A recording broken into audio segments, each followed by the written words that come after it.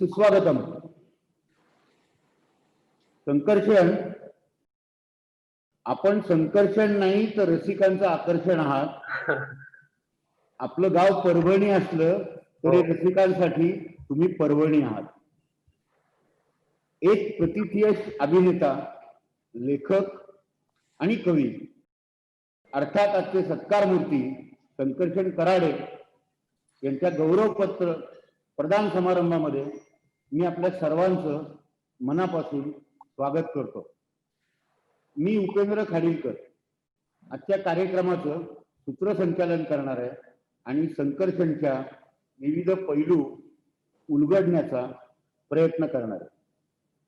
या व्हर्च्युअल कार्यक्रमासाठी सिम्बायसिसचे संस्थापक आणि अध्यक्ष डॉक्टर शांब मुजुमदार सर, सिम्बायसिसच्या प्रधान संचालिका डॉक्टर विद्या येरवडेकर मॅडम, सौ Sanjeevani Mujumdar madam, doctor Swati Mujumdar madam, Symbiosis आंतरराष्ट्रीय विद्यापीठाच्या कुलगुरू डॉक्टर गुप्ते मॅडम, सिम्बायसिस परिवारातले सर्व सदस्य आणि संकर्षणवर प्रेम करणारे सर्व चाहते आज झूम आणि यूट्यूबच्या माध्यमातून उपस्थित आहेत.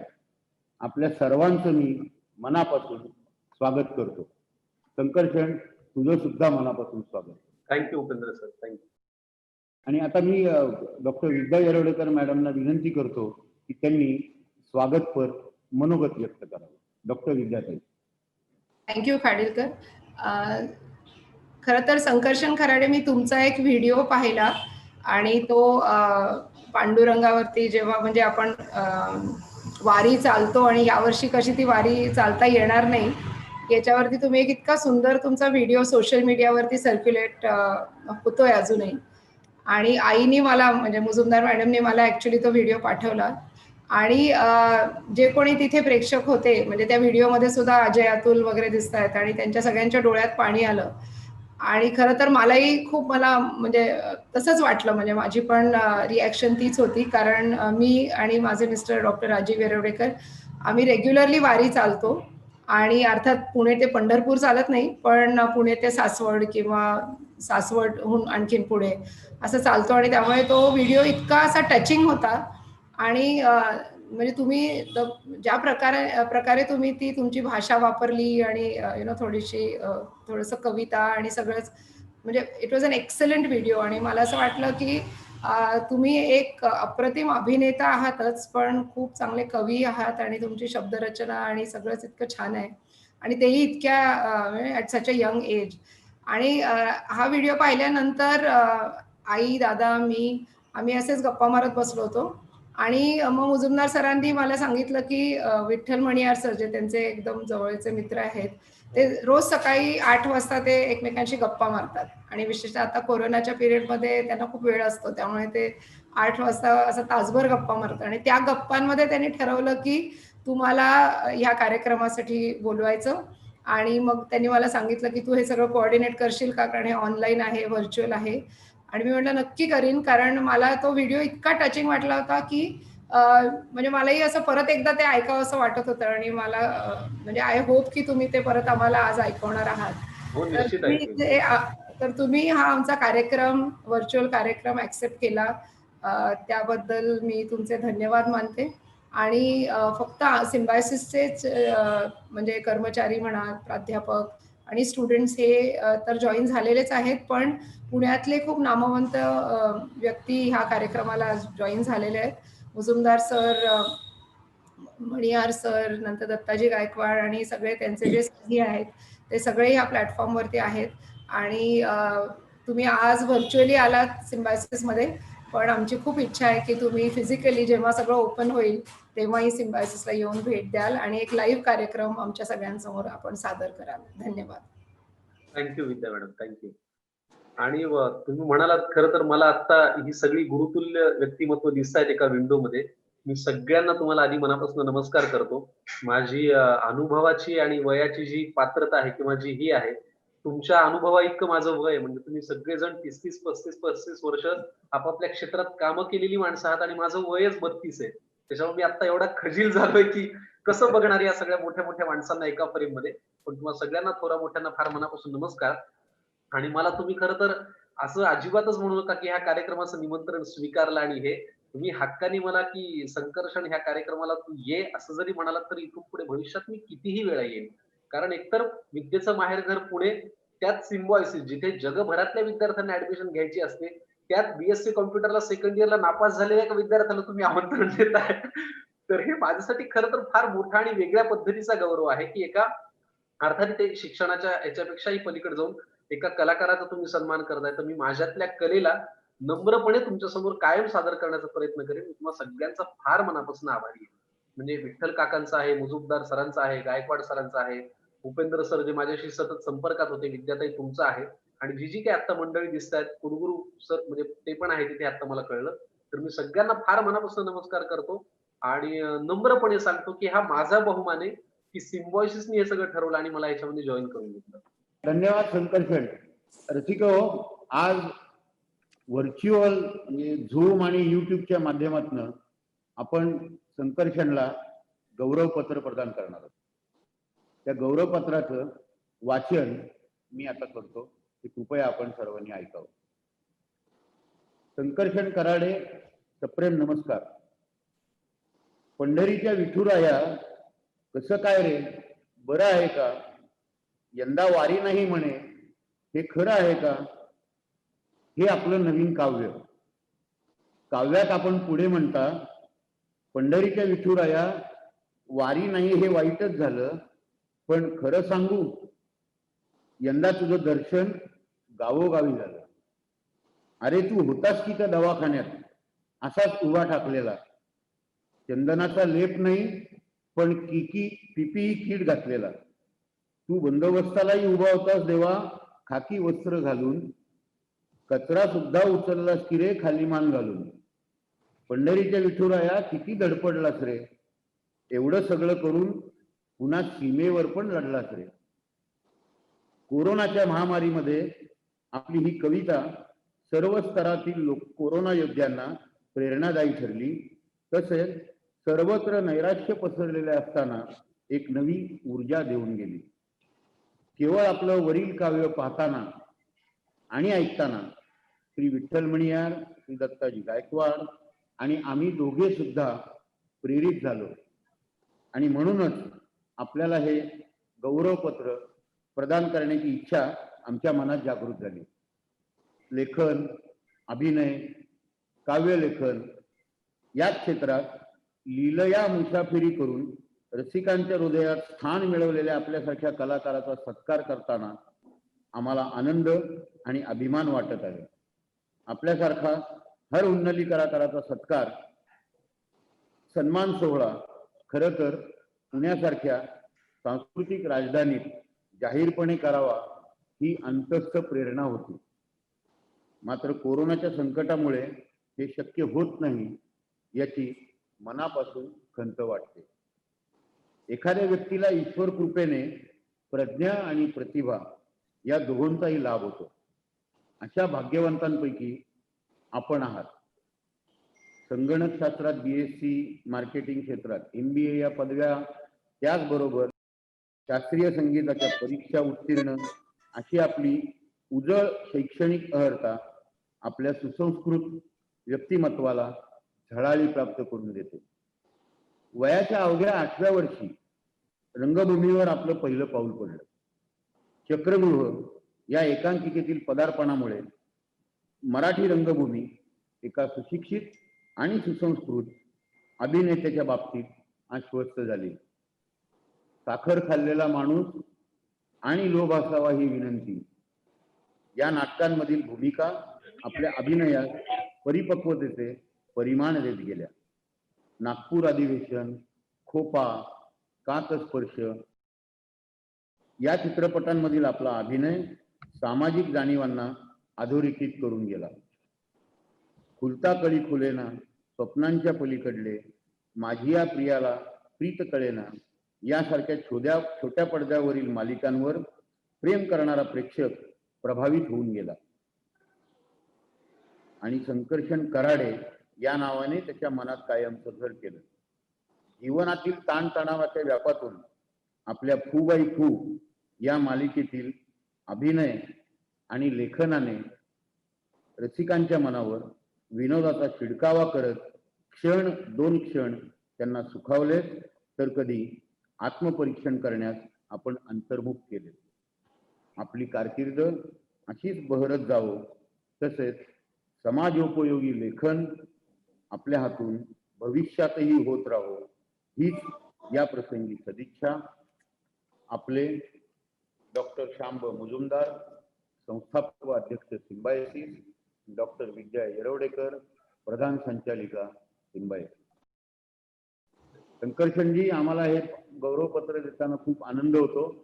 मी मुजुमदार सरांना विनंती करतो की त्यांनी व्हर्च्युअल माध्यमातून हे प्रदान केलं असं विद्याताई आणि सर दोघांनी जाहीर करावं. सिम्बायसिस तर्फे श्री कनाडे याला हे गौरवपत्र जाहीर झाल्याचे आणि अर्पण केल्याचे मी सर्वांसमोर जाहीर करतो आणि त्यांना मी धन्यवाद देतो.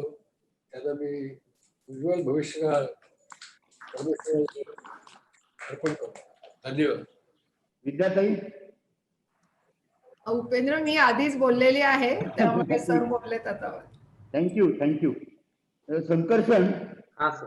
आता आपण पुढचे 25 मिनिटं दोघं गप्पा मारूयात, चालेल ना? हो सर. मी त्या गप्पा मारण्याआधी मी औपचारिकरित्या सगळ्या मान्यवरांना आणि थोरा मोठ्यांना सांगतो की मी अतिशय नम्रपणे जबाबदारी म्हणून तुमच्याकडनं हे मानपत्र स्वीकारतो.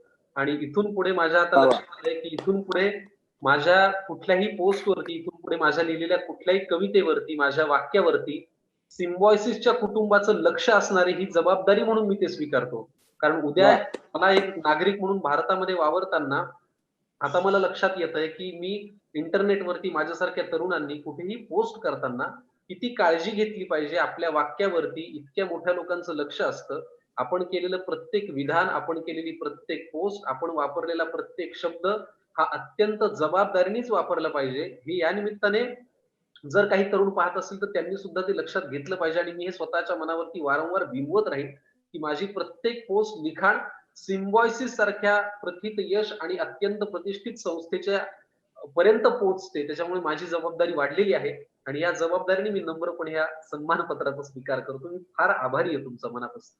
केवळ नुसतं मानपत्र आम्ही दिलेलं नाही, पण 5,000 रुपयाचं मानधनही आम्ही तुम्हाला या निमित्ताने देणार आहोत. हो.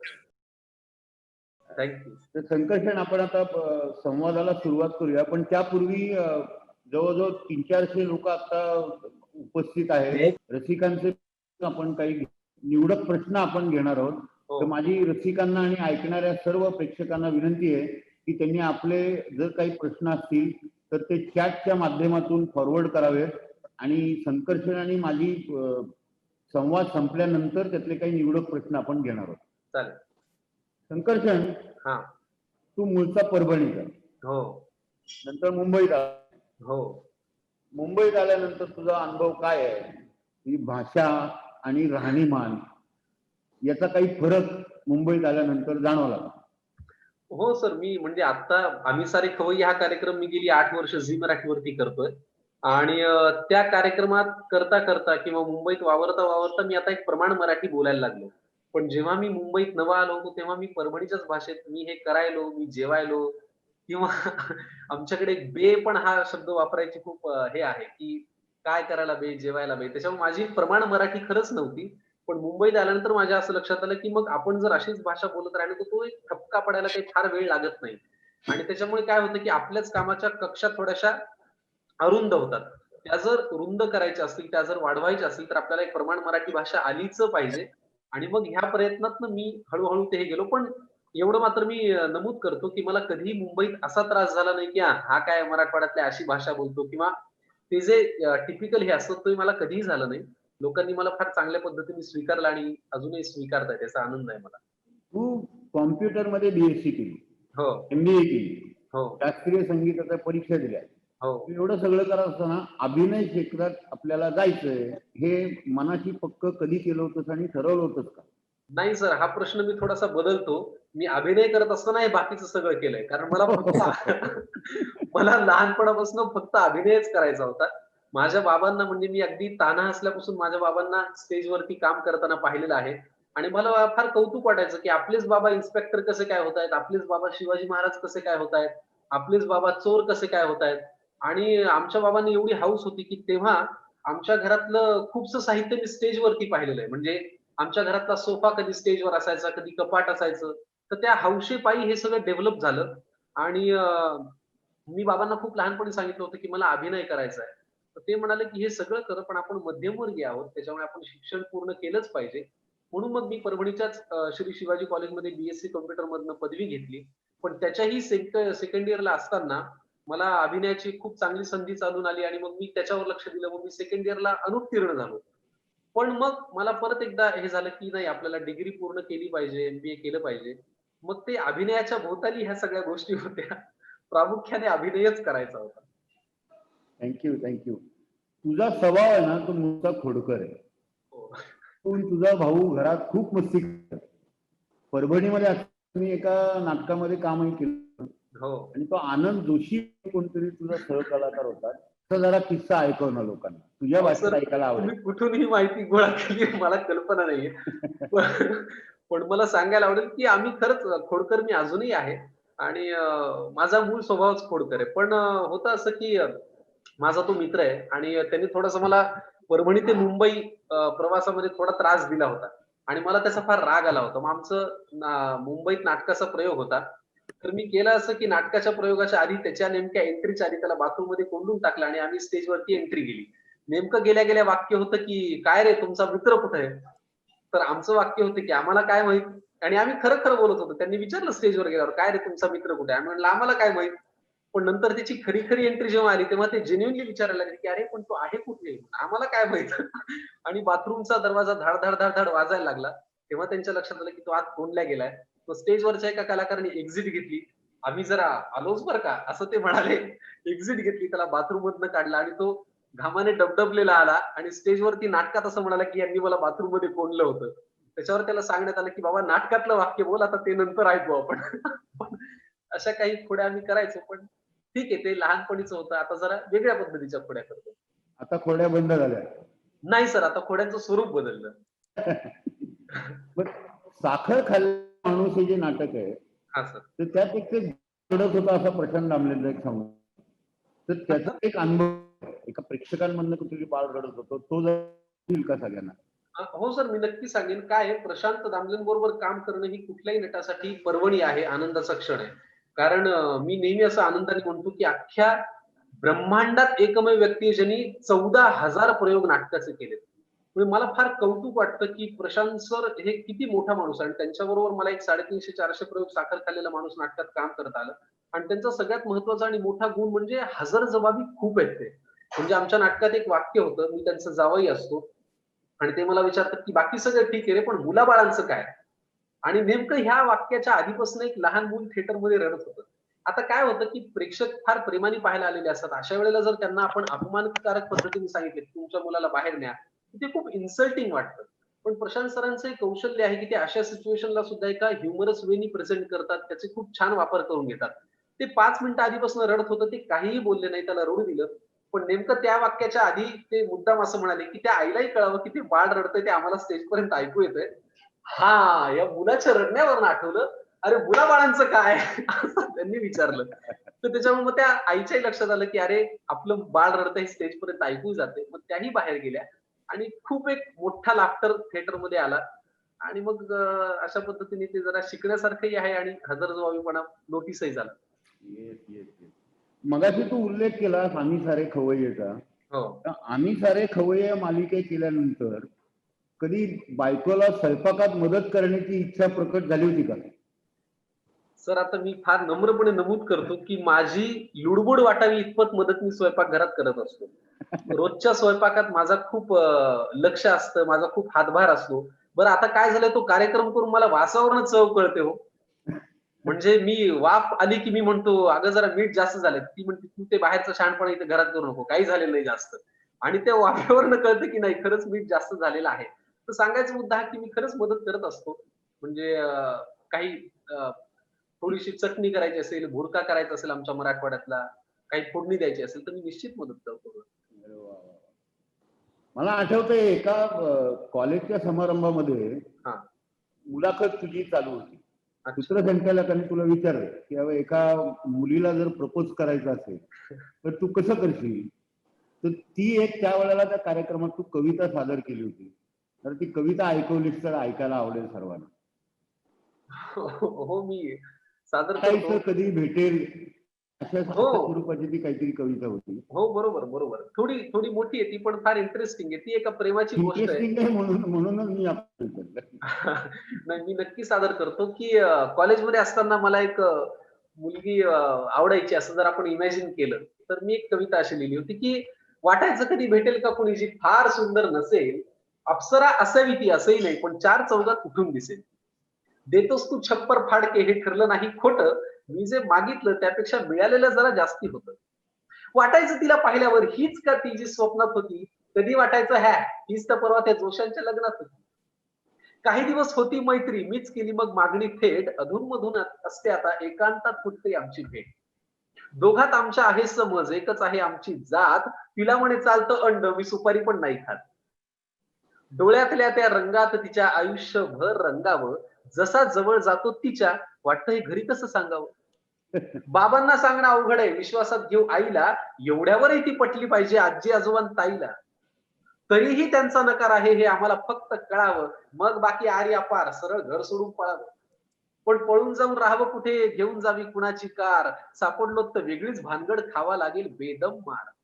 हे सगळं जेव्हा तिला सांगितलं ती म्हणाली इश्य, नुसता विचार दे बाबा सोडून आता तरी घडव भविष्य. तिच्यासोबतच्या क्षणांना मग मी मोत्यांसारखं साठवतो, सगळ्यांपासून लपवतो आणि एकांतात आठवतो. आता नाही काही सुचत तिच्यातच मी आहे मग्न, फक्त प्रेमावर नको थांबवू देवा, थाटात होऊ दे आमचं लग्न. अशी ती कविता होती. थँक्यू. मग तुझी पत्नी शलाका, हो ती नागपूरची हो म्हणजे विदर्भात, हो हो तू परभणीचा म्हणजे मराठवाड्यातला. हो हो आता विदर्भ आणि मराठवाडा हे काय महाराष्ट्राला वेगळं सांगायची आवश्यकता नाहीये. हो हो. पण तुझ्या लग्नात एक उखाणा घ्यायचा आग्रह तुला केला होता, तो जरा उखाणा ऐकव ना सगळ्यांना. सर मी फार नम्रपणे तुम्हाला हॅट्स ऑफ म्हणू इच्छितो. तुम्ही ही बारीक बारीक माहिती गोळा कुठून केली, मी आवाज झालोय थोडासा. माझ्या लग्नातल्या मी तुमचा गेली 20 वर्ष फॅन आहे.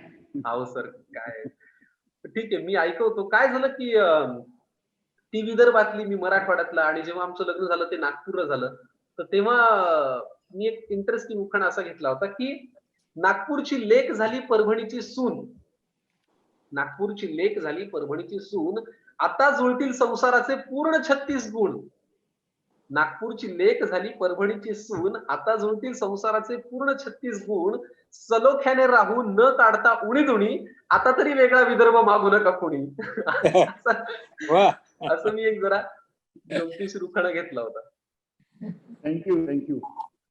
बरं, आता पत्नीचा विषयच नाही हो तर मला विचारायचं वाटतंय की त्याला का म्हणजे तुझी मिसेस ही पेंटर आहे, तू एक उत्तम कवी आहे, तर शलाकाने कधी तुझ्यावरती पेंटिंग काढली आहेत का, आणि कवी म्हणून तू शलाकावर कधी कविता केल्यास का, हे जरा रसिकांना सांगितलं तर बरं.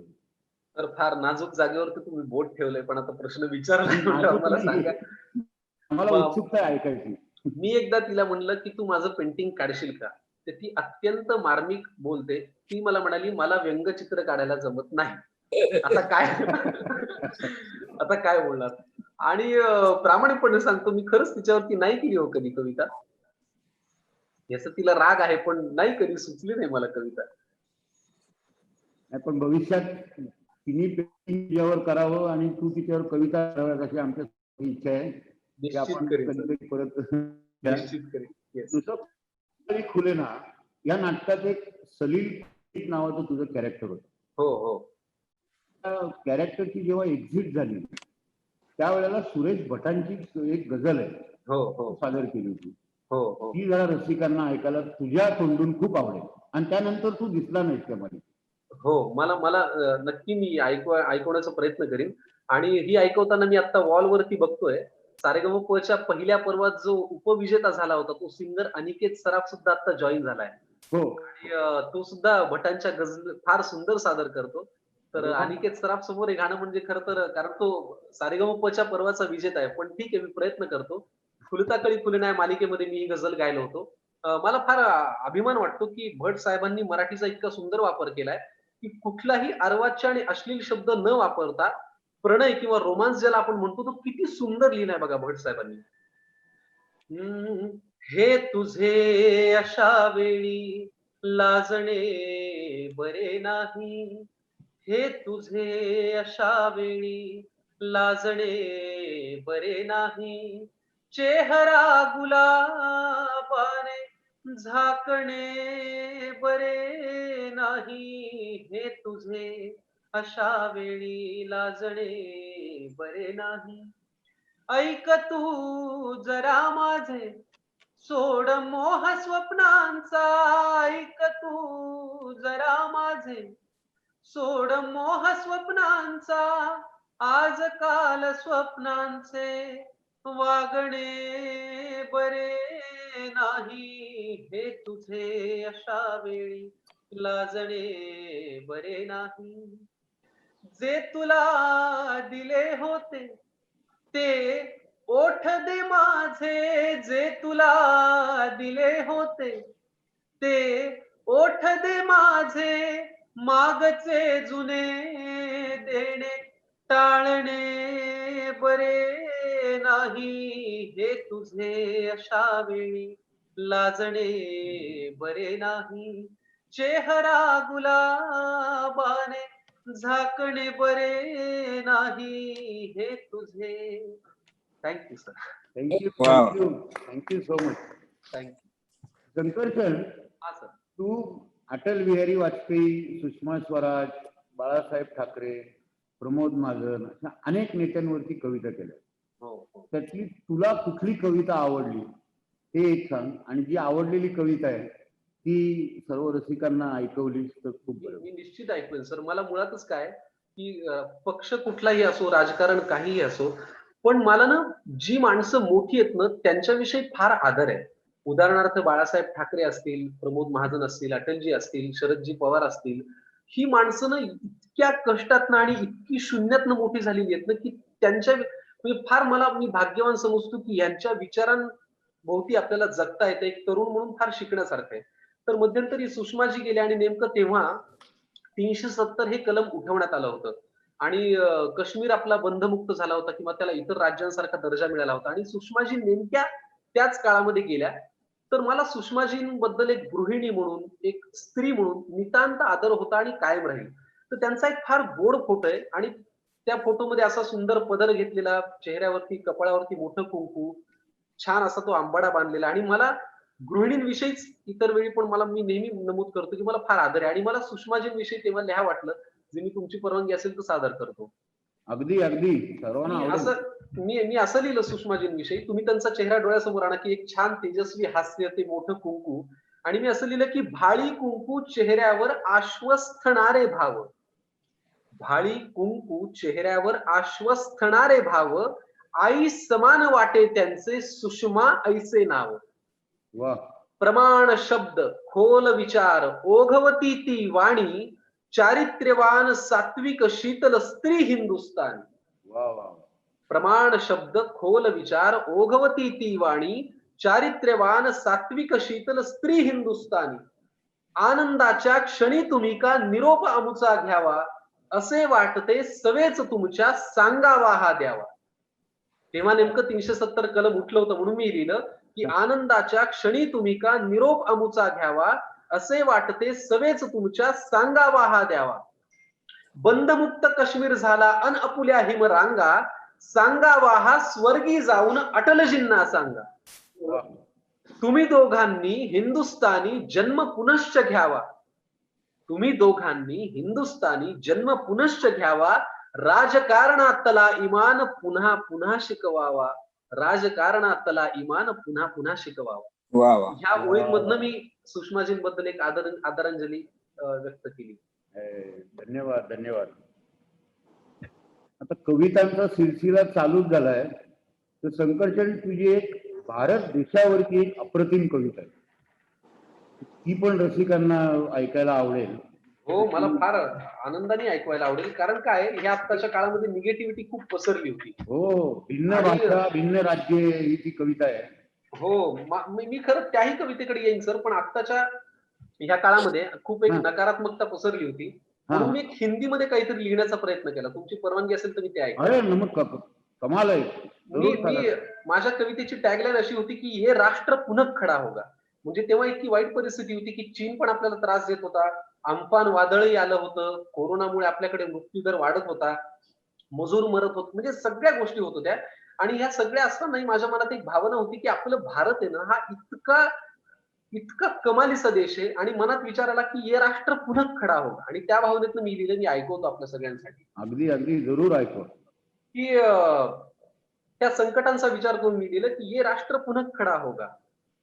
की कोरोनासारखा एक अदृश्य दुश्मन येतो, वादळ येतं म्हणून मी लिहिलं होतं, की "अदृश्य दुश्मन आता है, कभी तूफान सताता है. ऐ ईश्वर तू क्या बहरा है, सब 3 माह से ठहरा है. कोई घर से अपने दूर है, कोई भूखा है, मजबूर है. पर इस बिगड़ी को सवार कर इंसान से इंसान जुड़ा होगा, ये राष्ट्र पुनः खड़ा होगा. पर चाहे जितना वक्त लगे, कितना भी क्यों ना सख्त लगे, तुम संयम अपना ना खोना, तुम निराश होकर ना रोना. तुम एक दूसरे के साथ रहो, तुम खुद से खुद ये बात कहो. ढल जाएगा ये सूरज और फिर से नया चढ़ा होगा, ये राष्ट्र पुनः खड़ा होगा. वा अब ताकत अपनी जान भी लो, अब मन में अपने ठान भी लो. हमें तो सब कुछ आता है, हम दाता हम निर्माता है. हम उगाते हैं अनाज भी, हम बनाते तेजस जहाज भी. अब आत्मनिर्भर ये भारत, ऊंची उड़ान उड़ा होगा, ये राष्ट्र पुनः खड़ा होगा. आणि मग सगळ्यात शेवटी लिहिलं, की अब इस पीड़ा से सीखना है, हमें खुद को स्वस्थ रखना है. परदेश की चीजें ना छूकर अब झुकना है ना रुकना है. वा वा अब वक्त की आहट को समझो, अब आपस में तुम मत उलझो. स्वार्थ से आगे सोचो, तब ही राष्ट्र का कदम बड़ा होगा. ये राष्ट्र पुनः खड़ा होगा, ये राष्ट्र पुनः खड़ा होगा. वा वा वा. शंकरचरण थँक्यू. आता ती भिन्न भाषा ती पण ऐकू, ती पण खूप छान कर. हो, हो. मी निश्चित ऐकवेन सर. तर मला नेहमी असं वाटतं, की आपल्या देशामध्ये खूप सकारात्मक गोष्टी आहेत आणि त्यांच्याकडे सकारात्मक दृष्टीने पाहिलं पाहिजे. आणि त्या भावनेतनं मी ही कविता लिहिली होती, की भिन्न भाषा, भिन्न राज्ये, वेगवेगळा वेश आहे. संस्कृतीने नटलेला हा भारत माझा देश आहे. कष्टाचा खातो घास आम्ही, सोन्याचा निघतो घरात धूर. सचिनची बॅट आमची आहे, आमचा आहे लताचा सूर. साहित्य कला विज्ञानातही सुवर्णाक्षर गिरवायचंय आणि येत्या काही वर्षात आम्हाला महासत्ता म्हणून मिरवायचं. विनंती करतो भावांनो, अनावश्यक खिसा भरू नका. 4 घास कमी खाणं, पण भ्रष्टाचार तेवढा करू नका. सलोख्याने राहू अशी मनाशी गाठ बांधू. रमजान दिवाळी साजरी करू आणि आनंदाने नांदू. काय कुणाची विषाद आता अन काय कुणात आहे दम. मनात ठेवा देशाला आणि म्हणा वंदे मातरम. अशी ही ती कविता. वा वा वा. फारच छान. संकर्षण मला एक सांग, मराठवाड्यातला तुझा एक मित्र आहे सुरेश मुरकुटे. हो. तो या कोरोनाच्या दरम्यान तुझी आणि त्याची भेट झाली, गप्पा झाल्या. हो. आणि, तो तुला म्हणाला तुमच्या मराठवाडी भाषेत, हो. संख्या काहीही व्हायला रे दे, हो. हो. त्या वाक्यावरनं तू एक चल मराठवाडी भाषेत कविता केली. ती कविता लोकांना ऐकायला नक्की आवडेल. हो, नक्की ऐकून. ती पण मी अशीच सोशल मीडियावरती पोस्ट केली होती आणि ती पण खूप लोकांपर्यंत पोहोचली. काय ना, की हे सगळं खूप अनपेक्षित आणि अनाकलनीय होतं. म्हणजे इतकं काय विचित्र घडत होतं, तर त्या ह्याच्यावरती मी लिहिलं. माझा तो मित्र आहे, त्याला आमचं फोनवरती बोलणं झालं आणि तो खूप कॅज्युअली म्हणाला आमच्या परभणीच्या भाषेत, की "शंक्या हे काहीही व्हायलंय बे." आणि मग मी त्याच्यावरती हे लिहिलं, की त्या वुहानमध्ये कुणी वटवाघूळ खायलाय, त्याचा ताप पुऱ्या दुनियेला व्हायलाय. ते ट्रम्प म्हणे चीन खोटंच बोलायलाय, खरी माहिती ते ती लपवूनच ठेवायलाय. गोपनीय सूत्र काही वेगळंच सांगायलाय. अमेरिकाच म्हणे त्याला पैसा पुरवायलाय. अरे त्या वटवाघुळालाच म्हणावं आता खरी माहिती तू दे. शंक्या काहीही व्हायलंय बे हे. मग पुढे लिहिलं मी असं, बरं प्रत्येकाचा कोरोना वेगळा दिसायलाय. कुणी खोकायलाय, कुणी नाकच पुसायलाय. दुसऱ्याला भरती करायला गेलेला धडधाकट असून पॉझिटिव्ह निघायलाय. काही अनाकलनीय होतं सगळं. बरं प्रत्येकाचा कोरोना वेगळाच दिसायलाय. कुणी खोकायलाय, कुणी नाकच पुसायलाय. दुसऱ्याला भरती करायला गेलेला धडधाकट असून पॉझिटिव्ह निघायलाय. बरं जो पेशंट आहे तो पळून काय चाललाय, क्वारंटाईनचे शिक्के पुसून काय टाकायलाय. अरे डॉक्टरांना मारून नर्सवर थुकून बरं होणार आहे का रे ते? शंक्या काही व्हायलंय बे हे. पुढे असं मी लिहिलं, की पण घरात राहून माणूस पागल लय व्हायलाय. फेसबुक पाहायला आणि टिकटॉक करायला आहे. अचानक कुणी लाईव्हही व्हायलाय, ज्याला कुणीच बघत होतो, सिंगर काय व्हायलाय. पण घरात राहून माणूस पागल नाही व्हायलाय, फेसबुक पाहायलाय, टिकटॉक करायलाय. अचानक कुणी सिंगर काय व्हायलाय, ज्याला कुणीच बघत होतो, लाईव्हही यायलाय. झोपेतून उठलं की मत मांडायलाय, ते पोस्ट करून त्याचे लाईक मोजायलाय. सरकार कसं चुकतंय असं मत व्हॉट्सअपवर मांडायलेत बे ते. शंक्या काही व्हायले बे हे. मग ह्या सगळ्यामध्ये नंतर पुढे मी लिहिलं की पण दारुडा खरा देशभक्त निघायलाय.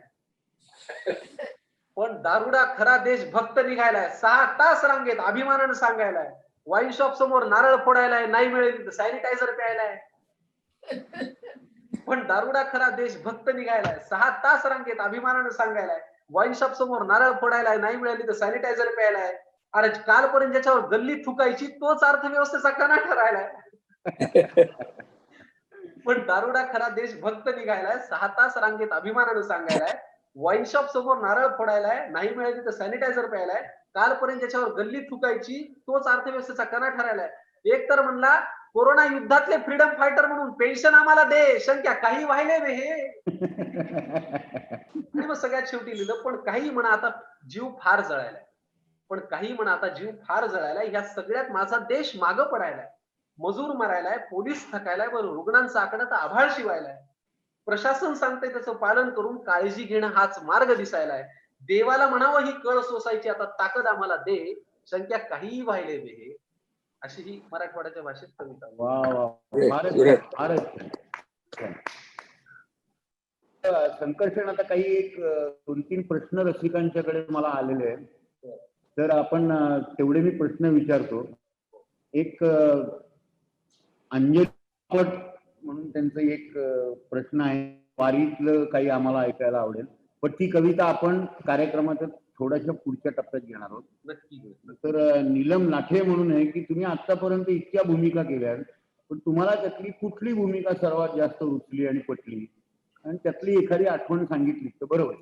हो सर, नक्की सांगेन. मला आता माझे 5-6 व्यावसायिक नाटकं झाले, 8-10 मालिका झाल्या, काही सिनेमे झाले. पण मला खूप आवडलेली भूमिका जे आता मी स्वतः नाटक लिहिले आणि जे रंगभूमीवरती चालू आहे, तू म्हणशील तसं नावाचं नाटक, जे प्रशांत दामलेंनी प्रोड्यूस केलं आणि प्रसाद ओक त्याचा दिग्दर्शक आहे. तिचे खरं तर आता 70 दिवसांमध्ये 58 प्रयोग झाले होते, पण कोरोनामुळे ते थांबलंय. आता रंगभूमीवरचं काम परत सुरू झालं की ते नाटक परत येईलच, ज्याला आता झी गौरवचे नामांकनही भरपूर मिळाले. तर तू म्हणशील तसं या मीच लिहिलेल्या नाटकामधली गौरवची जी माझी भूमिका आहे ती खूप माझ्या आवडीची आहे. आणि माझी विनंती आहे तुम्हाला, ती नाटकही खूप घराघरात प्रत्येकाला रिलेट होणार आहे. तुम्हाला जेव्हा वेळ मिळेल, तुम्ही पुण्यातही प्रयोग लागतील तेव्हा या. त्यातली तुम्हालाही ही माझी भूमिका नक्की आवडेल. नक्की नक्की, थँक्यू. दुसरा एक प्रश्न आलाय संकर्षण, हा सर. सोनाली शेवटे म्हणून आहे. त्या म्हणतात, संकर्षण तुम्ही शलाका मॅडमवर चला हवा येऊद्यामध्ये एक कविता केली होती, तर ती कविता ऐकायला आम्हाला आवडेल असं त्यांचं म्हणणं आहे. शलाका मॅडम वर केलेल्या कविता मला लक्षातच राहत नाही, तो माझा हा प्रॉब्लेम. पण नाही खरं म्हणजे मी अगदी पत्नीवर केलेलं कुठलंच काही कार्य लक्षात राहत नाही, खरं आहे, पण लोकांना आवडेल ऐकायला. नाही खरं तर मी तेव्हा काय लिहिलं होतं मला आठवत नाही. पण मी काहीतरी आठवून मी पुढे मला आठवलं तुम्ही आठवून नक्की सादर करण्याचा प्रयत्न केला. दुसरा एक प्रश्न घेतो. अनिकेत सराफ म्हणून त्यांनी प्रश्न विचारलाय. हो सर. अमिताभ बच्चन यांना लिहिलेलं पत्र, हा त्याविषयी बोला. बच्चन साहेबांना, हो खरंय, मी मध्यंतरी एक पत्र लिहिलं होतं, बरोबर आहे त्यांचं. आणि काय की जगात फार कमी अशी माणसं असतील ज्यांना अमिताभ बच्चन यांच्याविषयी आदर वाटत नाही. तर मी त्यांना पत्र लिहिलं होतं आणि ते पत्र मी सोशल मीडियावरती पोस्ट केलं होतं. पण ते आता माझ्याकडे लिखित स्वरूपात नाही, त्याच्यामुळे मी ते वाचू शकणार नाही. पण त्यातला आशय असाच होता की एवढी कामाची ऊर्जा तुमच्याकडे येते कुठून? म्हणजे तुमचं काम बघण्यासाठी सुद्धा आता आम्हाला एक एनर्जी बुस्टर घ्यावं लागेल की काय? कारण 70 ओलांडल्यानंतरही तुम्ही या पद्धतीने काम करता. बरं, दीवारमध्ये मेरी माँ ने यहाँ इटे उठाई थी म्हणताना तुम्ही आईच्या प्रेमापोटी सूड उगवणारा मुलगाच वाटता. खैके पान बनारस मध्ये डॉन मध्ये हे म्हणताना तुम्ही बनारसीच वाटता. तर ह्या सगळ्या तुमच्या भूमिका तुम्हाला म्हणजे पा मध्ये प्रोजेरिया एजिंग सिंड्रोम हा तुमच्या वयात, वागण्यात, सगळ्या बोलण्यामध्ये येतो. तर या सगळ्याविषयी मला खूप आश्चर्य आणि कौतुक वाटतं. बरं, ते ज्युपिटरची ऍड करतात, जस्ट डायलची ऍड करतात, ते एव्हरेस्ट मसाल्याची ऍड करतात, ते सगळीकडे दिसतात.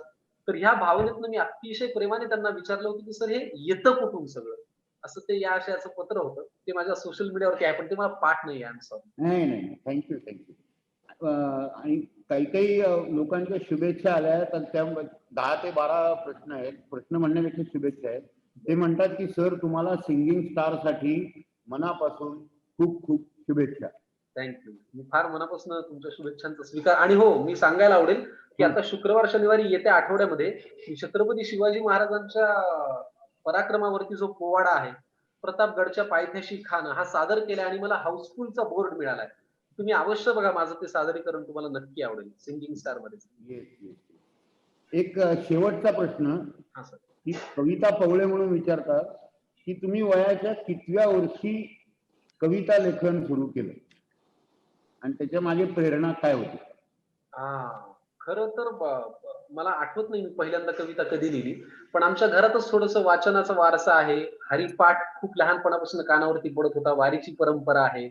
आणि ना म्हणजे काय, मला मला प्रामाणिकपणे असं वाटतं की ज्यांच्या घरात रामरक्षा, मारुती स्तोत्र, हरिपाठ हे लहानपणापासून कानावरती पडतं ना, त्यांना भाषेचे, लिखाणाचे कुठलेही संस्कार करावे लागणारच नाही, हे माझं ठाम मत आहे. म्हणजे हरिपाठामधल्या जरी आपण ओळी घेतल्या की भावे विण भक्ती, भक्ती विणे मुक्ती, बळे विण शक्ती बोलू नये, की तृण अग्नी मिळे समरस झाले, तैसे नामे केले जपता हरी.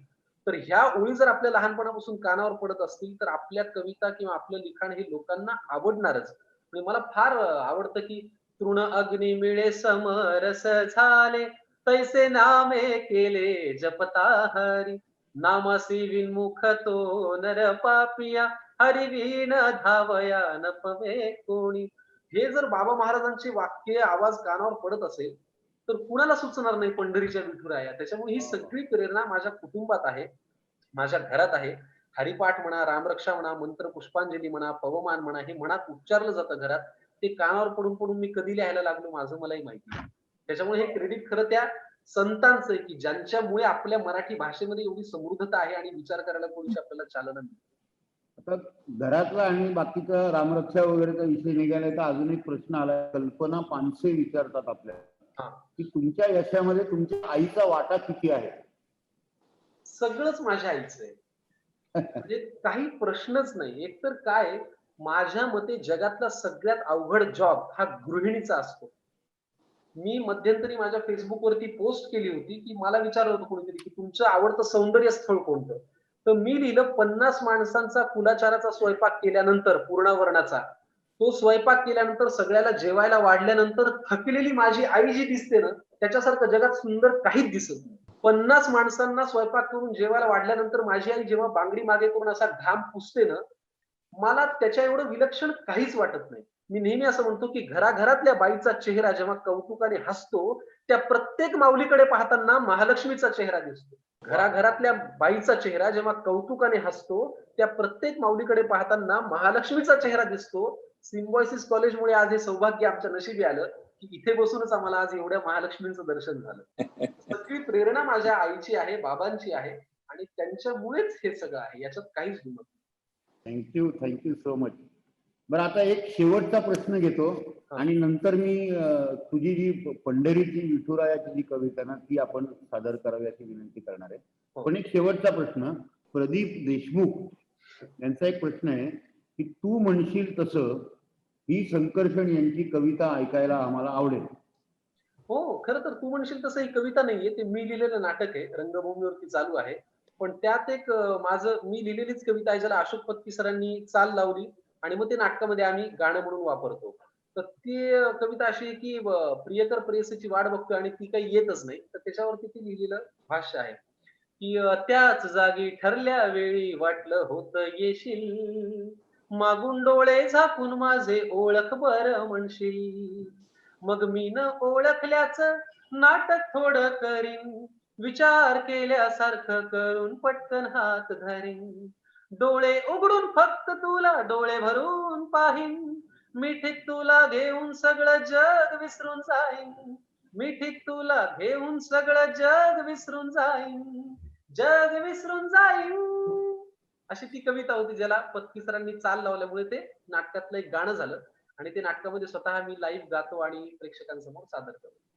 संकर्षण, आता आपण कार्यक्रमाच्या शेवटाकडे चाललोय, पण ते जाण्यापूर्वी या कवितेवर सर्व महाराष्ट्र फिदा झाला आणि त्यामुळे मुजुमदार साहेब, विद्याताईंना, विठ्ठल मणियार असतील, दत्ताजी गायकवाड असतील, या सर्वांना तुम्हाला गौरवपत्र प्रदान करावं अशी इच्छा जी जागृत झाली ती पंढरीच्या विठुराया ही कविता आपण ऐकवावी अशी मी विनंती करतो. मी नक्की सादर करेन, पण त्याच्यासाठी हा. ज्या माझ्या घरातल्या विठ्ठलाच्या मूर्तीकडे बघून मला ही कविता स्फुरली, ती मूर्ती मी माझ्या बाजूला घेतो, कारण तो माझा विठुर आहे. तर मी 2 अगदी मिनिटं वा वा वा. जरूर जरूर जरूर. ही माझ्या घरातली ती मूर्ती आहे, अतिशय गोड आहे बघा, म्हणजे किती लोभसवाणी वा, वा, दिसते.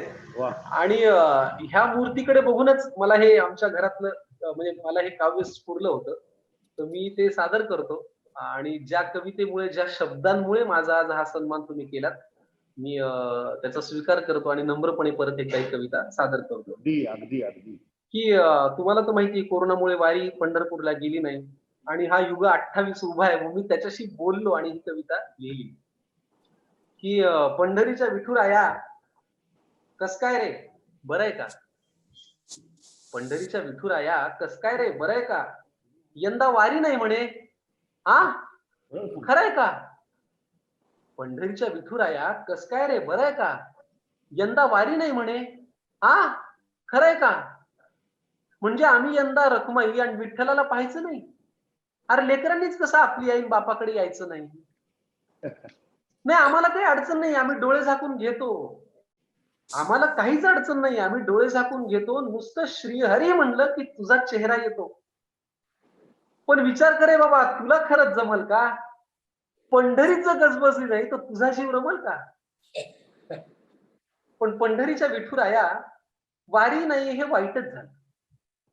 पंढरीच्या विठुराया वारी नाही हे वाईटच झालं, पण खरं सांगू यंदा तुझं दर्शन गावोगावी झालं. अरे तू होतास की त्या दवाखान्यात असाच उभा टाकलेला, चंदनाचा लेप नाही पण पीपीई किट घातलेला. तू बंदोबस्तलाही होतास देवा, खाकी वस्त्र घालून, कचरा सुद्धा उचललास की रे खाली मान घालून. पंढरीच्या विठुराया किती धडपडलास रे, पंढरीच्या विठुराया किती धडपडलास रे, एवढं सगळं करून पुन्हा सीमेवर पण लढलास रे. नाही येत बघ यंदा देवा, तुला आराम देतो, पण पुढल्या वर्षी तुला भेटाया वारी करून येतो. पण तेव्हा मग गर्दीच्या मनात कसलीच भीती आणू नको आणि तुझ्या भक्तीशिवाय दुसरा कुठला संसर्गच ठेवू नको.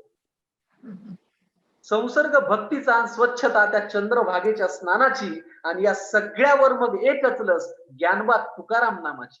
येस. पंढरीच्या विठुराया पुढल्या वर्षी येतो मग, पंढरीच्या विठुराया पुढल्या वर्षी येतो मग, पण तोवर तुझ्या भक्ताकडं असाच लक्ष ठेव बघ, तोवर तुझ्या भक्ताकडं असाच लक्ष ठेव बघ. कृष्ण हरी. अप्रतिम अप्रतिम. माझ्या घरातला विठुरा आहे ज्याच्याकडे बघून मला हे सुचलं. आणि काय म्हणजे बरं गंमत काय, याच्या मागचं एक भावनिक कारण सांगतो. प्रत्येकच आजी आजोबाचं आपल्या नातवावरती अतिशय प्रेम असतं. माझी आजी माझा जन्म झाल्यापासून म्हणते की माझ्या संकर्षणचं नाक विठ्ठलासारखं.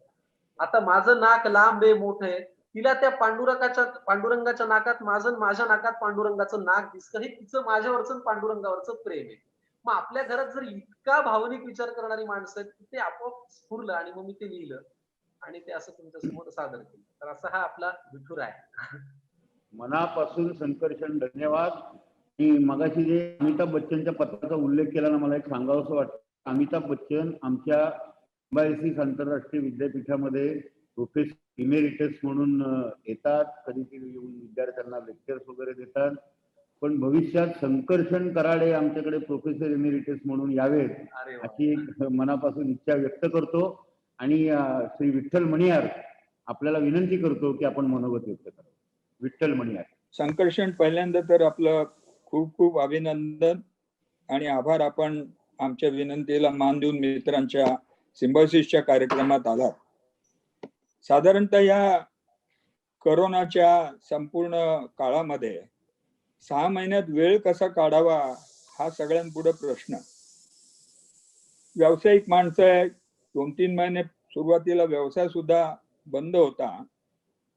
त्या काळामध्ये वाचन किंवा करमणुकीचं काही साधन आहे का, अशा पद्धतीनं सगळा दिवस प्लान आम्ही करायचो. साधारणतः 6 महिने झाले असतील. पहिल्या दिवसापासून मी आणि मुजुमदार सर असं ठरवून होतो की 8:30 वाजता आपण सकाळी एकमेकाशी बोलायचं. मनामध्ये कुठलाही विषय नाही, काहीही ठरवलेलं नाही, आणि बोलता बोलता कुठला तरी विषय मनात यायचा आणि त्या विषयावर आमची सांगोपांग चर्चा दोघांमध्ये व्हायची. काही काळानंतर आमचे तिसरे मित्र दत्ताजी गायकवाड सुद्धा या कार्यक्रमामध्ये म्हणा दाखल झाले. मी गमतीने सरांना म्हटलं की आपण 6 महिन्यामध्ये इतके विषय चर्चा केली, इतक्या विषयांवर आपण बोलत राहिलो. कदाचित जर आपण ते टेप केलं असतं तर आमच्या विविध विषयाचा एखादा ग्रंथ झाला असता. हो हो. राहून गेलं ते. संध्याकाळी जेवण झाल्यानंतर साधारणतः माझा परिपाठ आहे की हलकं फुलकं काहीतरी टीव्हीवर बघावं. मध्येच जाऊन सांगतो की ह्या संक्रमणाच्या काळामध्ये पहिल्या दिवसापासून 1 एप्रिल पासून आजपर्यंत मी वर्तमानपत्र बंद केली. घरामध्ये वर्तमानपत्र येत नाही, मी वाचन वर्तमानपत्राचं केलं नाही. आणि 99% टीव्हीवर बातम्या सोडून इतर काही असेल तर ते बघतो. इतकी मनामध्ये भीती म्हणा किंवा त्याचं ज्याला आपण म्हणता येईल की दडपण हे माझ्यासारख्याच्या मनावर होतं. आणि अशाच भावनेतून एक रात्री झोपेपूर्वी चांगला करमणुकीचा कार्यक्रम बघावा, हसावं, मनात काय ठसतं ते घ्यावं, विचार करावा, आणि याच्यामध्ये मला झोप यायची. असाच तुमचा कार्यक्रम अतुल आणि अजय यांच्या उपस्थितीमध्ये होता आणि तो मी नेहमीप्रमाणे बघत होतो.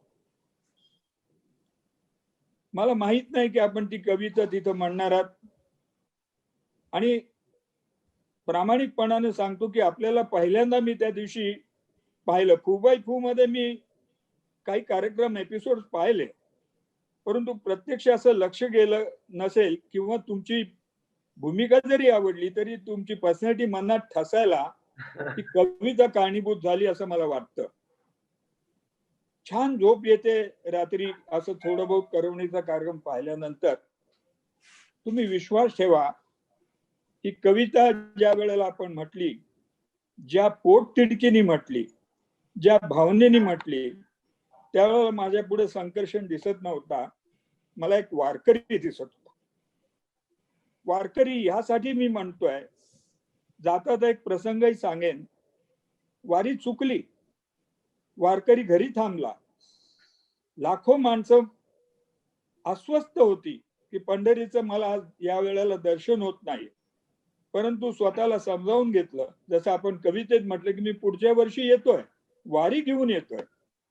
हा जो एक विश्वास त्याच्यामध्ये तुम्ही निर्माण केला तुमच्या कवितेच्या माध्यमातून, मला वाटतं ती प्रत्यक्ष तशी बाब, तशी अवस्था प्रत्येक वारकऱ्याची झालेली. जळगाव भागातला एक वारकरी पंढरीला पायी गेला. त्या काळामध्ये, करोनाच्या काळामध्ये एकटा पायी चालत गेला. ज्या वेळेला पंढरपूरच्या सीमेवर आला, त्या सीमेवर पंढरपूरच्या गावाला बंद केलं होतं. आतमध्ये कुणालाही प्रवेश नव्हता त्या काळामध्ये. आणि एक पोलीस तिथे उभा होता. तो वारकरी तिथपर्यंत पोहोचला. जळगाव जिल्ह्यातल्या एका खेड्यातला तो वारकरी होता. ती बातमी मी बघितली टीव्हीवर, म्हणून मी हा मुद्दाम उल्लेख करतोय. पोलिसांनी सांगितलं की बाबा आपण नाही जाऊ शकत दर्शनाला. तो म्हणला मला ठाव आहे, पण म्हटले मी इथपर्यंत चालत आलोय, पंढरीचं दर्शन न होईना का? बाबा तुझं दर्शन झालं म्हणून तो पोलिसाच्या पाया पडला. जणू काय आपण विठ्ठलाच्या पाया पडतोय, माझ्या पांडुरंगाच्या पाया पडतोय, ही भावना त्याच्या चेहऱ्यावरची पाहून या कवितेच्या आधी मला त्याही वेळेला डोळ्यात पाणी आलं. अशी ही ताकद तुमच्या कवितेमधली ऐकली मी, आणि पहिल्यांदा एक चांगला कार्यक्रम, चांगली कविता ऐकून रात्रभर झोपलो नाही. मन अस्वस्थ करत होतं. एवढा मोठा 10-10 लाख वारकऱ्यांचा समुदाय ज्या वेळेला तिथं जातो आणि तो या वेळेला समजावून घेतो की आज परिस्थिती नाही, आपण जाऊ शकत नाही, आपल्या मनावर दगड ठेवून तो आपल्या गावात घरात राहतो, आणि आपण आपल्या कवितेत म्हटल्याप्रमाणे त्याची सेवा करणाऱ्या प्रत्येकामध्ये तो पांडुरंग बघतो. ही जी कल्पना तुम्ही मांडली, किंवा ही जी ही सत्यता त्याच्यामध्ये असू शकते, अनेकांच्या बाबतीत ती असलीच पाहिजे, याचं मला अधिक कौतुक वाटलं. आपण थोडस असा दुसरा भाग पाहिला की एखादी गोष्ट एखाद्या माणसाला मिळाली नाही, एखाद्या संघटनेला मिळाली नाही, तर तो कशा पद्धतीने रस्त्यावर येतो, कशा पद्धतीने धिंगाणा घालतो असं मी म्हणेन. असं आजही आपण अनेक मोर्चांच्या माध्यमातून बघत असताना इतका मोठा वर्ग ज्याचं एका देवावर प्रेम आहे, निश्चिंत असं प्रेम आहे, त्या माणसाला जाता येत नाही असं म्हटल्यानंतर त्याची काय अवस्था असेल ही आपण इतक्या चांगल्या पद्धतीनं याच्यामध्ये मांडली आहे. अनेक दुसऱ्या दिवशी मी सरांना ती कविता पाठवली, गायकवाड दत्ताजी गायकवाडांना पाठवली आणि सरही अस्वस्थ झाले. मला म्हणाले की मला विठ्ठल काही सुचतच नाहीये, इतकं अप्रतिम काव्य हा रचणारी जी व्यक्ती आहे त्या व्यक्तीला आपण भेटलं पाहिजे, पण दुर्दैवाने आम्ही प्रत्यक्ष आपल्याला भेटू शकत नाही. जाता मला तुम्ही ज्या 4 ओळी म्हटल्या त्यात तुम्ही म्हणताय की नाही येत बघ यंदा तुला आराम देतो. आराम कर तू बाबा, आम्ही आरामच करतोय, पण पुढच्या वर्षी तुला भेटाय वारी घेऊन येतो, ही जी भावना तुम्ही त्याच्यात निर्माण केली आहे आणि परत तो सांगतोय वारकरी, तेव्हा गर्दीच्या मनात कसलीही भीती आणू नको. तुझ्या भक्तीशिवाय मनात दुसरा कोणताही संसर्ग देऊ नको, ही भावना आपण जी केली, आपल्याला शतशः धन्यवाद.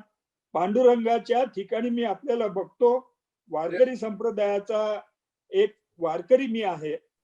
आमच्या घराला वारकरी संप्रदायाचं हे तुकाराम महाराजांच्या वंशजांच्या घरामध्ये मी राहतो, पुण्यामध्ये नानापेठेत.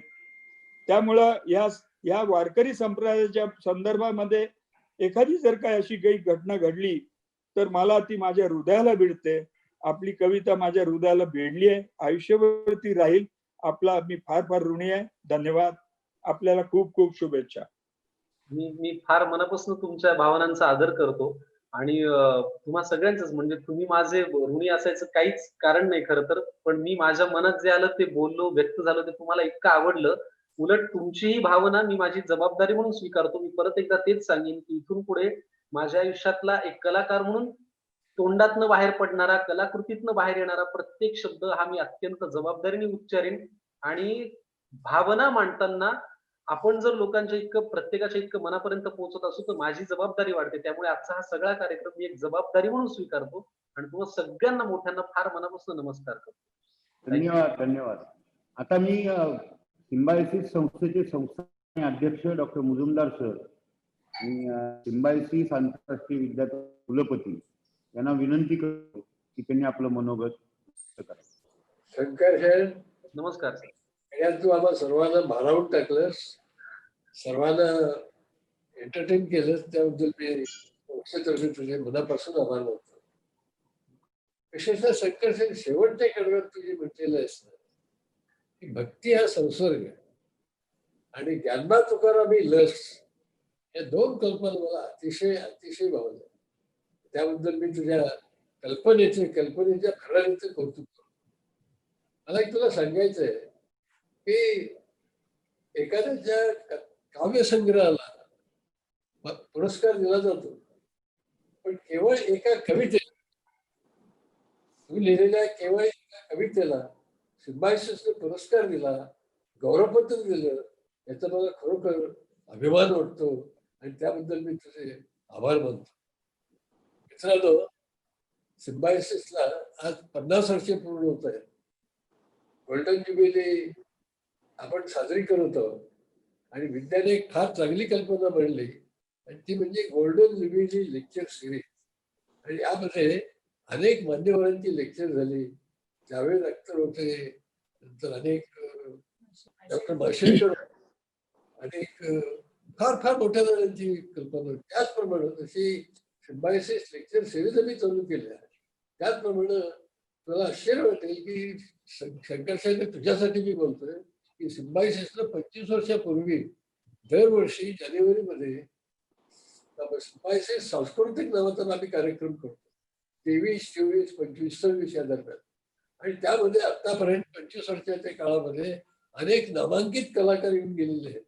दरवर्षी आम्ही आपल्या मुख्यात संस्थेतल्या एका विद्यार्थ्याला जो कलेमध्ये चांगल्या गुणानं भर आलेला आहे, प्रसिद्ध झालेला आहे, त्याला आम्ही सन्मान देतो. तर मला असं वाटतं की आजपासून ऑनलाईन पद्धतीनं सिम्बायसिस सांस्कृतिक कार्यक्रमाची सुद्धा सुरुवात होते आहे. आणि ती तुझ्यामुळे आणि तू लिहिलेल्या पंढरीच्या विठ्ठलाच्या कवितेतून सुरुवात होते. याचा मला अतिशय आनंद होतो. तुला आज खरोखर तू आम्हाला सगळ्यांना आनंद दिलास, भारावून टाकलंस. विद्या म्हणे त्याप्रमाणे पुन्हा कधीतरी आपण फिजिकली भेटू आणि त्यावेळी तुझा कार्यक्रम आम्ही या सिम्बायसिस सांस्कृतिक मध्ये फिजिकली आपण साजरा करू. तुम्ही इथं आल्याबद्दल धन्यवाद. तुला पुरस्कार दिल्यामुळे तुला तर आनंद होत असेल, पण तुझ्या सारख्या माणसाला छान कविता लिहिल्याबद्दल एका कवितेला सिम्बायसिसने पुरस्कार दिला ही एक दुर्मिळ गोष्ट आहे असं मला वाटतं. अरे वा. मला खरोखरच आनंद वाटतो. तू इथे वेळ काढून आलास, सगळ्यांची करमणूक केलीस, सगळ्यांना भारावून घेतलंस, त्याबद्दल मी तुझे पुन्हा आभार मानतो. धन्यवाद. वा वा, खूप खूप मनापासून आभार सर. आणि सांगायचं आहे की येत्या 17 तारखेला विद्यानं एक सांस्कृतिक समारंभाचा भाग म्हणून एक लिटररी फेस्टिवल आयोजित केलेलं आहे. आणि त्या लिटररी फेस्टिवल मध्ये अत्यंत नामांकित समाज बोलणार आहेत. त्यात म्हणजे भारताचे परराष्ट्रमंत्री जयशंकरन, नंतर शशी थरूर, नंतर जावेद अख्तर, नंतर पवन वर्मा, असे अनेक नामांकित माणसं त्यामध्ये येणार आहेत. की मला मी आमंत्रण पाठवून पण त्या कार्यक्रमाला तुम्ही अवश्य या. आमच्या वतीनं आमंत्रण देतो. धन्यवाद. सर मनापासून धन्यवाद. चांगला आहे म्हणून मला मुजुमदार सरांनी सांगितल्याप्रमाणे मला जस्ट अनाउन्स करायचं होतं की आम्ही दरवर्षी सिम्बायोसिस लिट फेस्टिवल म्हणून घेतो, लिटररी फेस्टिवल, आणि ही नेहमी फिजिकल होते. अर्थात आम्ही लोकांना इथे बोलवतो, पण ह्या वर्षी आम्ही ती व्हर्च्युअल घेणार आहोत. माधव पहिली स्लाइड दाखव. तर आपण सिम्बायोसिस लिटररी फेस्टिवल ही 17 आणि 18 ऑक्टोबरला घेणार आहोत. त्याचं इनॉग्रेशन शशी थरूर करणार आहेत आणि त्यांचं जे नवीन पुस्तक आहे ज्याचं मला अजूनही नीट प्रोनाऊन्स पण करता येत नाही, ते थरूर सोरस. हा, डिक्शनरीचाच तो भाग आहे, तसं त्याचा थिसावरस, त्याच्यावरून त्यांनी थरूर सोरस असं नाव केलं. म्हणजे शशी थरूर हे अत्यंत अवघड इंग्रजी शब्द वापरतात. चेतन भगतनी बरेच वेळा लिहिलेलं आहे, तर त्याचं त्यांनी एक पुस्तकात रूपांतर केले आणि त्या पुस्तकाबद्दल ते बोलणार आहे. मग त्याच पहिल्या दिवशी चेतन भगत आहेत, शोभा डे, राजदीप सरदेसाई हे द इलेक्शन स्टोरी ह्याच्यावरती बोलणार आहेत, कारण त्यांनी इलेक्शनवरती बरीच पुस्तकं लिहिली आहेत. आणि संध्याकाळी आपले जे परराष्ट्र मंत्री आहेत जयशंकर, तर ते बोलणार आहेत, कारण त्यांनी त्यांचं आता नवीन पुस्तक लिहिलेलं आहे द इंडिया वे. आणि दुसऱ्या दिवशी म्हणजे रविवारी शेखर गुप्ता बोलणार आहेत, trial by media the big Indian TV news narrative. कारण आता टीव्हीवरती आपण बघतो काय चाललेलं आहे ते, त्याच्याबद्दल मी फारसं बोलत नाही. तर त्याबद्दल की म्हणजे इंडियन टीव्ही न्यूज चॅनल्स हे एक सर्कशी सारखे प्रयोग झालेले आहेत आपल्याला सगळ्यांना, तर त्याच्यावरती शेखर गुप्ता बोलणार आहेत. पवन वर्मा हे फॉरेन सर्व्हिस ऑफिसर आहेत आणि आता ऑफकोर्स पॉलिटिकल ॲडवायझर आहेत, पण त्यांनी हिंदू मायथॉलॉजीवरती खूप पुस्तकं लिहिली आहेत, म्हणजे लॉर्ड राम किंवा आदि शंकराचार्य, तर तेही त्या विषयावर बोलणार आहेत. जावेद अख्तर हे power of words their impact on Indian cinema. आणि सगळ्यात शेवटी एक यंग 3 हिस्टोरियन्स आहेत की जे हिस्ट्रीवरती पुस्तकं लिहितात. मनु पिल्ले हा आमचा स्टुडंट आहे, पण आता खूप फेमस ऑथर आहे. आणि TCA राघवन आणि पार्वती शर्मा. तर 17 आणि 18 ऑक्टोबरला दिवसभर असे खूप चांगले प्रयोग भाषण होणार आहेत. तर जो काही ऑडियन्स इथे आहे 200च्या वरती आता, तर त्यांनी जॉईन व्हावं. हे झूम वरती आणि युट्यूब वरती लाईव्ह हे आपल्याला सगळ्यांना खाडीलकर तुम्ही हे इन्व्हिटेशन्स पण तुम्ही पाठवा. हो हो, नक्की नक्की. धन्यवाद मॅडम, धन्यवाद मुजुमदार सर. सर्व उपस्थितांचे मी मनापासून आभार मानतो. आणि शंकरसेन तुझे विशेष आभार. आणि एक विनंती करतो की पुण्यात तो आता जेव्हा प्रयोग नाटकांचे चालू होतील, तुझा प्रयोग असेल, कार्यक्रमाला येतील, तेव्हा नक्की सिम्बायोसिसला भेट दे. सिम्बायोसिसचा आमचा आंतरराष्ट्रीय विद्यापीठ लवळेपाशी आहे, तिथेही भेट दे. आणि आमचा गेस्ट म्हणून तू ये आणि शलाका वहिनींना पण घेऊन ये. आग्राची विनंती आहे नक्की. हा? मी मी मी विठ्ठल सरांचा, मुजुमदार मॅडमचा, गायकवाड सरांचा, उपेंद्र सर आपला, विद्या मॅडमचा किंवा सगळे जे माननीय मंडळी आहेत त्यांना नमस्कार करतो आणि आभार मानतो की तुम्ही मला, आणि प्रॉमिस करतो की इथून पुढेही माझ्याकडनं असंच लिखाण, असाच अभिनय, असंच काम होत राहील की सिम्बॉयसिसला आदराने आणि अभिमानाने मला डॉक्टरेट सुद्धा द्यावीशी वाटेल, असं मी काम भविष्यात करत राहील. वा वा वा मी वा. प्रयत्न करेन की पुढच्या काही वर्षांमध्ये तुम्हाला अभिमानाने सांगावंच वाटावं की याच संकर्षणला आम्ही एक गौरवपत्र दिलं होतं आणि ह्याच संकर्षणला आम्हाला डॉक्टरेट बहाल करताना सुद्धा अभिमान वाटतो. Wow. असंच काम मी एक कलाकार म्हणून करत राहील. आणि ऑल जाता द जाता बेस्ट, ऑल द बेस्ट. जाता जाता एक प्रेमावरची फार गोड कविता आहे की आपल्या महाराष्ट्राच्या परंपरेमध्ये अशीच माणसं मोठी झाली ज्यांनी कशा ना कशावरती कधी ना कधी कुठं ना कुठं मनापासून प्रेम केलं. या प्रेमाची परंपरा, महाराष्ट्रातल्या प्रेमाची परंपरा सांगणारी माझीच एक कविता मी ती सादर करतो आणि तुम्हाला सगळ्यांची रजा घेतो. वा मी वा. असं लिहिलं होतं की प्रेम करी बलवान मनाला, प्रेमच करी सशक्त. प्रेम करी बलवान मनाला, प्रेमच करी सशक्त. प्रेमच मिळवून देई रामा, मारुत परीस भक्त. रयत रक्षणा झेलित निघतो, छातीवरती वार. त्या शिवराया तुळजा देई, प्रेमाने तलवार. विठ्ठल विठ्ठल नाम मुखाने आयुष्यभर घेतो, त्याच तुकोबा विठू प्रेमाने स्वदेह स्वर्गाने. इथले गान स्वरसुरावट इतका उंच नेतो, स्वर प्रेमाने भीमसेन हो, स्वरभास्कर मग होतो. दिसतो छोटा पण खेळाने इतका मोठा होतो, क्रिकेट प्रेमी नाव सचिनचे अभिमानाने घेतो. वा. तेच नाते तुमचे आमचे प्रेमाच्या या गाठी, प्रेमळ आपली माय मराठी केवळ तुमच्यासाठी. तर अशी ही महाराष्ट्रातल्या प्रेमाची परंपरा आहे, ही आपण कायम ठेवूया आणि इथून पुढे असंच भेटत राहूया. मी सिम्बॉयसिसच्या सगळ्या परिवाराचे, कुटुंबाचे, सगळ्या सन्माननीय सदस्यांचे आभार मानतो आणि नम्रपणे आजचा हा कार्यक्रम किंवा हा पुरस्कार स्वीकारतो असं मी जाहीर करतो. थँक्यू. संकर्षण मनापासून धन्यवाद. आणि असे आपल्या आता ऋणानुबंधाचे संबंध पुढेही कायम राहतील अशी अपेक्षा करतो आणि हा कार्यक्रम संपन्न झाला असं जाहीर करतो. सर्वांचे पुन्हा एकदा मनापासून आभार. थँक्यू. धन्यवाद.